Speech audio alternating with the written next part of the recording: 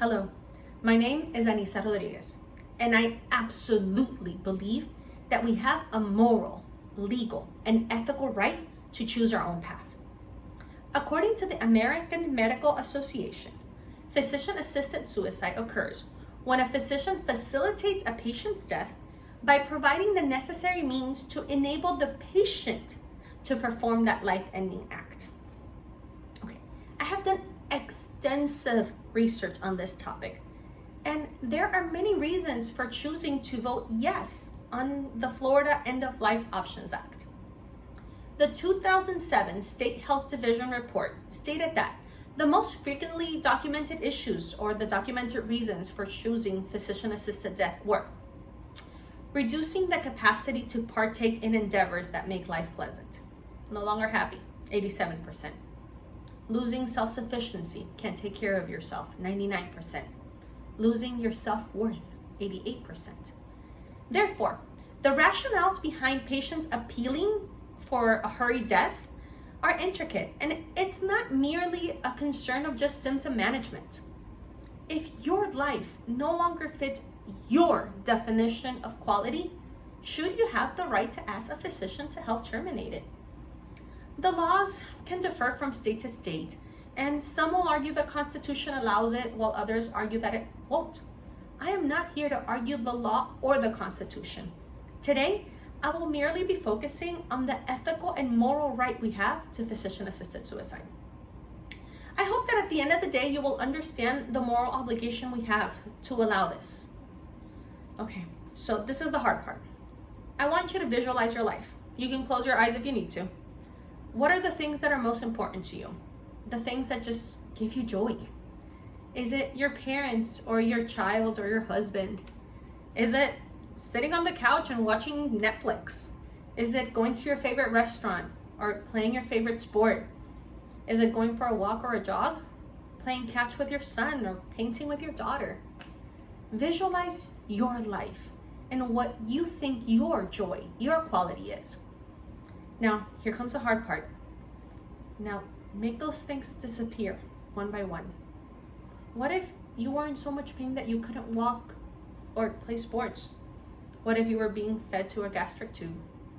What if you could no longer hold your own child? What if you received a medical diagnosis so tragic that your future is being bedridden, in pain, just waiting to die? Would you wait? Would you put yourself through that? Would you put your family through that? Would you let the seconds pass in agony? Or would you prefer to maybe take a couple pills, go to sleep and pass? Would you prefer to die on your own terms, just like you lived? In an article written by the American Medical Association, it explains in a nutshell what assisted death is. Okay, here it goes. So you first have to ask your doctor what you would like. Your doctor then sees if you qualify and must provide alternate treatments. Okay. If he agrees, then he calls on a second doctor who does the same thing. Sometimes you need a psychological evaluation too. And depending on some states, a time of frame must pass between these. Once approved, the doctor will give you a prescription for a lethal medication that the patient will self-administer in your own time frame, in your own home. And then you fall asleep and you pass. Patients with illness like cancer, ALS, AIDS, fatal diseases, inadequate control of pain, and other diseases are normally the ones that would choose a hurried death. There was an article in the Gator Pre-Medical Guide, and the article was titled Ethical Perspectives on Physician-Assisted Suicide. This states that many people believe that ending one's life is a human right, particularly for those who are terminally ill and suffering from indescribable pain. Okay. In conclusion, although there might be some valid reasons for doctors to be against patient-assisted suicide, those reasons usually come from an irrational sense of ethic. According to the American Society of Registered Nurses, some proponents of physician-assisted suicide argue that those who oppose it are just placing their own abstract ethical concerns above the practical consideration of the patient's best interests.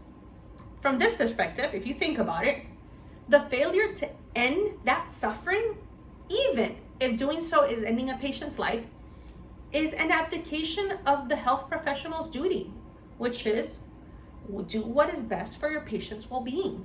Well, maybe what is best is for me to die. If we take ourselves to that dark place in which we examine our own mortality and the things that matter most, we will see how in some dire cases, physician-assisted death is the only ethical choice. I would rather die with dignity under my own terms than live a life in pain and agony. Sorry.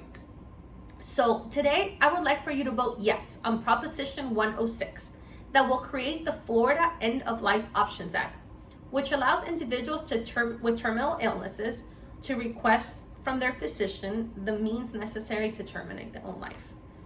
It's really the only ethical and moral choice we have. Thank you today, and remember, vote yes.